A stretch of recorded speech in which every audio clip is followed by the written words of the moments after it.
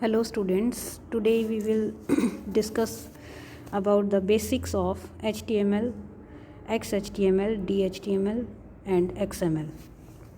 So first of all, what is HTML? HTML stands for Hypertext Markup Language. HTML is the standard markup language for creating web pages. HTML describes the structure of web page. HTML consists of a series of elements. HTML elements tell the browser how to display the content. HTML elements label pieces of content such as this is heading, this is paragraph, this is link, etc. It means HTML tells the browser that how the web page should be appear on the web pages.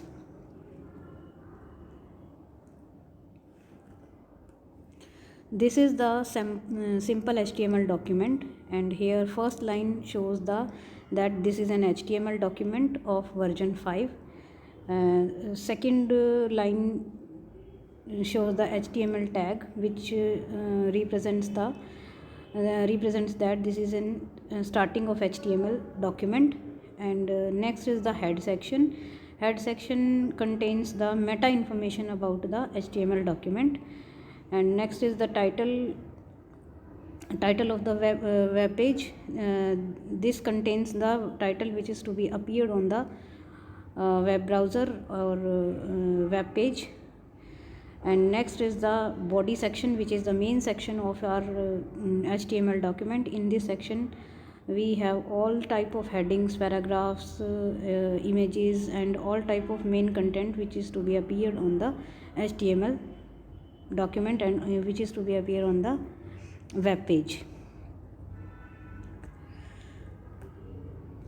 So HTML element is the basic unit of any HTML document. HTML document has this formation, that is tag name. Content goes in between the tag name and for example, if we have a element h1 in the angular bracket, this is the starting tag and my first heading is the content of the element, and tag name with the slash in the angular bracket denotes the end tag. So this is the syntax of the HTML element. Each and every HTML element should be written in this syntax. So role of web browser in the web page, for the web pages. The purpose of web browser is to read HTML document and display them correctly. It means web browser reads the commands written in the HTML documents and it shows the result of these commands in the web browser. A browser does not display the HTML tags but use them to determine how to display the document. A web browser doesn't display the HTML tags. Browser is used to determine only the content of the HTML document which is to be appeared on the web page. So this is the HTML page structure which is I have defined earlier, that first HTML element is the starting of the HTML document, and head is the section which contains the meta information about the HTML web page structure, and title contains the title of the web page, and body contains the main content of the web page, which includes the heading section, paragraphs, all the formatting settings are to be done into the body section, and images and etc., tables, forms, etc., all are contained in the body section. So next is, what is XHTML? XHTML is the extensible hypertext markup language. This is the advanced version of HTML, or you may say that it is an XML version of the HTML. XHTML is stricter, more XML based version of HTML. XHTML is HTML defined as an XML application. It means it is an HTML which in which XML is applicable. XHTML is supported by all the major browsers. XHTML is case sensitive. XHTML is used when referring to XML file used for CSS feeds, some music players, some image galleries, and many more applications. XHTML and what is the difference between the XHTML and HTML? XHTML is same but cleaner syntax as HTML. It means the syntax of XHTML is more clearer than the HTML. XHTML use the same tags as HTML. So people who know HTML know messy XHTML. It means HTML and XHTML almost have same tags, but XHTML use the more stricter version of the HTML. XHTML elements must be properly nested, whereas elements of the HTML must not be properly nested. XHTML element must always be closed, and whereas it is not mandatory to close all the elements of HTML. XHTML must be in lowercase, whereas HTML is not a case sensitive language. XHTML document must have one root element, and in HTML some elements can be improperly nested, and in XHTML some may be properly nested, as I have discussed earlier. So next version of the markup language is DHTML, that is dynamic HTML. Dynamic HTML is a way of looking at and controlling the standard HTML codes and commands. DHTML is a collection of technologies that are used to create interactive and animated websites.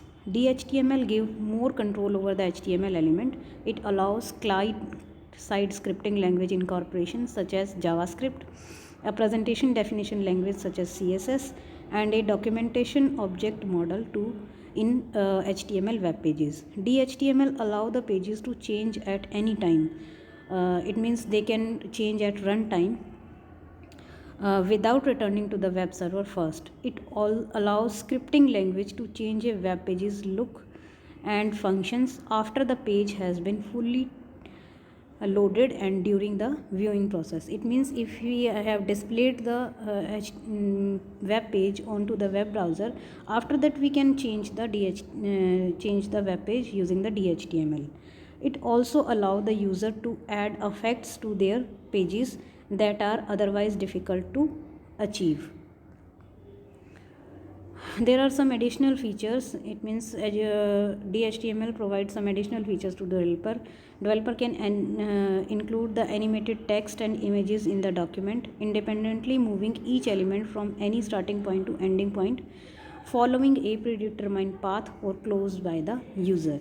It means it is developer is free to move elements without disturbing the other elements. Enable a trigger that automatically refreshes its content with the latest news, stock codes, or other data. Use a form to capture user input and then process, verify, and respond to that data without having to send data back to the server. Include rollover buttons or the drop down menus. These are the additional features of DHTML which can be added using DHTML.